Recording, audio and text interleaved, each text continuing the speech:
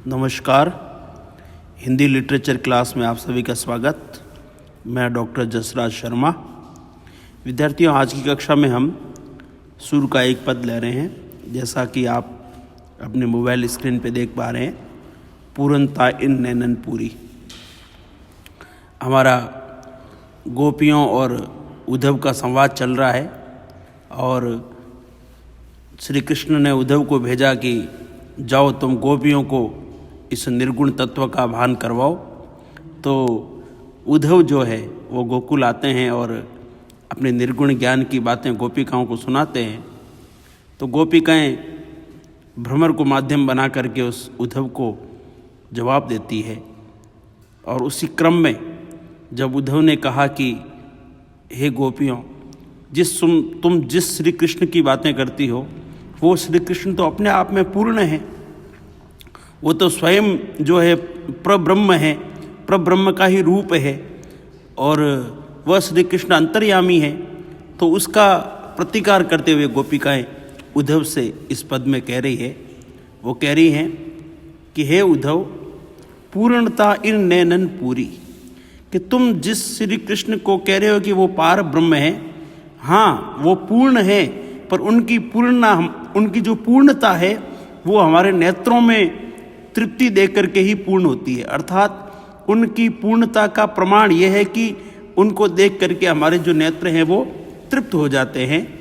तुम जो कहत श्रवणनी सुनी समुझत, तुम जिस निर्गुण ज्ञान की बातें करते हो, तुम जिस निर्गुण पारब्रह्म की बातें कहते हो, उसको हम जो है श्रवणनी मैंने अपने कानों से सुन सकती हैं, समझ सकती हैं, लेकिन उसको हम देख नहीं सकती।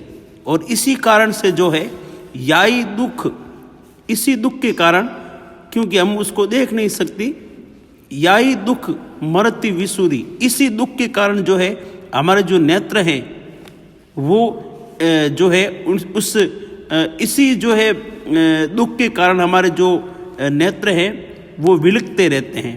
अर्थात हम जो है उसके दर्शन के बिना हमेशा विलकती रहती हैं। कहने का भाव यह है कि उद्धव को गोपिकाओं ने कहा कि तुम जिस निर्गुण की बातें करते हो उसको केवल सुना जा सकता है, समझा जा सकता है, लेकिन उसको देखा नहीं जा सकता। और हमारे लिए देखना सर्वोपरि है और श्री कृष्ण का हम दर्शन कर सकती हैं, इसलिए वही हमारे लिए पूर्ण है, वही हमारे लिए सर्वोपरि है।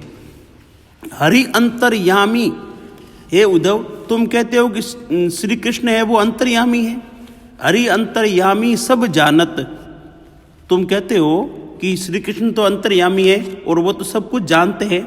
ये बात कुछ पचती नहीं है, क्योंकि जब हम बुद्धि विचारत वचन समूली, जब हम अपनी बुद्धि से इस पर जो है समूल मैंने मौलिकतापूर्ण, हम अपनी बुद्धि से आपके इस वचन, आपके इस वाक्य की, आपने कहा कि श्री कृष्ण अंतर्यामी है, इस बात पर जब हम बुद्धिपूर्वक मौलिकता से हम जब विचार करती हैं, समूल विचार करती हैं, तो हम इसमें कुछ भेद पाती हैं। क्या भेद पाती है कि हमको तो ये जो है अनुभूति होती है, हमको तो ऐसा लगता है अपनी बुद्धि से विचार करने पर ये पता चला कि जो श्री कृष्ण है वो तो वे रस रूप, वो श्री कृष्ण है वो तो रस और रूप के जो है वो स्वामी है, रस रूप से युक्त है, रतन सागर निधि, और वो तो सागर के खजाने से प्राप्त रतन के समान है, जो कि रस और जो है रूप से युक्त श्री कृष्ण है वो सागर से निकले, सागर के खजाने से प्राप्त रतन के जैसे हैं। जिसको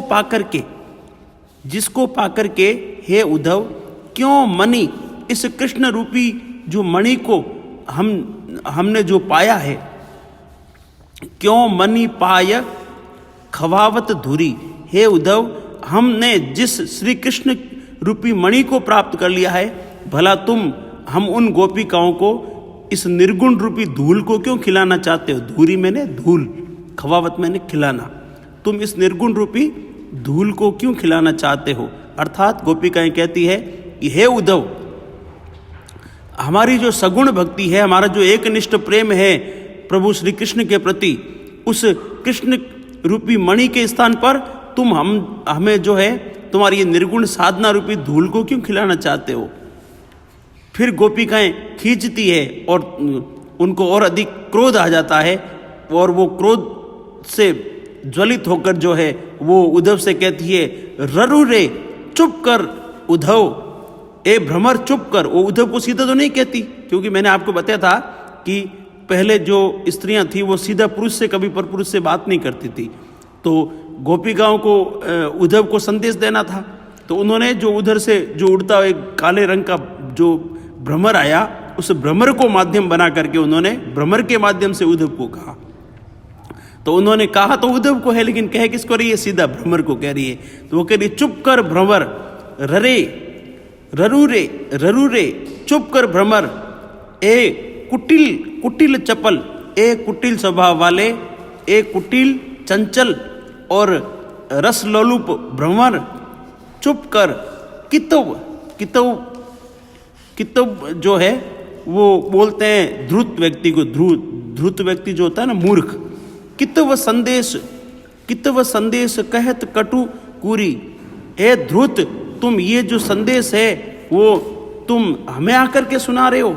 ये जो कड़वा जो तुम्हारा जो कूरी मैंने झूठा छल कपट से युक्त है ना, कटु मैंने कड़वा, जो ये छल कपट से युक्त तुम्हारा जो ये कड़वा संदेश है वो तुम हमें सुना रहे हो। क्या तुमने कभी विचार नहीं किया? क्या विचार नहीं किया कि कहाँ मुनि ध्यान, कहाँ ब्रज युवती, कहाँ तो ये निर्गुण की साधना करने वाले बड़े बड़े मुनि लोग और कहाँ हम साधारण सी ब्रज की जो है युवतियाँ। कैसे जात कुलिस करी चूरी, जिस तुम ही बताओ भ्रमर की जो है कोई वज्र है और उस किसी वज्र को जो है चूर चूर नहीं किया जा सकता। यानी कि तुम ही बताओ उद्धव कि जो है कुलिस बोलते हैं वज्र, जो बहुत कठोर चीज होती है ना, कुलिस है ना। तो तुम ही बताओ उद्धव कि किसी वज्र को जो है कैसे चूर चूर किया जा सकता है। अर्थात किसी कुलिस पदार्थ को, वज्र को चूर चूर नहीं किया जा सकता, ऐसा करना असंभव है। ठीक वैसे ही हम गोपिकाओं के द्वारा तुम्हारे इस निर्गुण ज्ञान को धारण करना असंभव है। फिर गोपिकाएं आगे एक दृष्टांत के द्वारा उद्धव को समझाती है कि हे उद्धव, देखो प्रकट सरिता सर शीतल सुबग स्वाद रुचि रूरी, सूर स्वाति जल वैसे जिए चातक, चित्त लागत सब झूरी। अंत में गोपिकाएं जो है चातक यानी पपैया जो होता है उसका और स्वाति नक्षत्र की बूंद का उदाहरण देकर के, दृष्टांत देकर के उस भ्रमर के माध्यम से उद्धव को समझाती हैं। कहती हैं कि हे उद्धव, हे भ्रमर, तुम देखो, तुम विचार करो कि जो पपैया होता है, जो चातक पक्षी होता है, वो चातक देखो प्रगट अपने सामने जो है वो सरिता मैंने नदी, सर मैंने तालाब, शीतल यानी वह नदी तालाब के शीतल, सुबग मैंने सुंदर, स्वाद मैंने स्वादिष्ट, रुचि रूरी मैंने अच्छा लगने वाला। वह जो चातक पक्षी होता है अपने सामने जो है नदी और तालाबों के जो है सुंदर और शीतल जल को जो है बड़े अच्छे तरीके से देखता है। लेकिन सूरदास जी कहते हैं कि वह जो चातक पक्षी है, गोपिकाएं कहती है सूरदास जी के शब्दों में कि वह जो चातक जो जीव है वो स्वाति जल जो होता है, स्वाति जल बोलते हैं, जो स्वाति नक्षत्र जिस समय आता है उस समय जो आकाश से वर्षा होती है उसी जल को केवल जो है वो जो चातक पक्षी है वो ग्रहण करता है। जमीन पे पड़ा हुआ अन्य जो जल है उसको कभी वो ग्रहण नहीं करता। तो सूरदास जी के शब्दों में गोपिकाएं कह रही है कि स्वाति जल वैसे जिए चातक, जो चातक पक्षी है उसका स्वाति जल में ही जी लगता है। चित्त लागत सब झूरी, बाकी जो भी चीजें हैं वो सब के सब उसके चित्त को बेकार प्रतीत होती। झूरी मैंने निरर्थक, बेकार।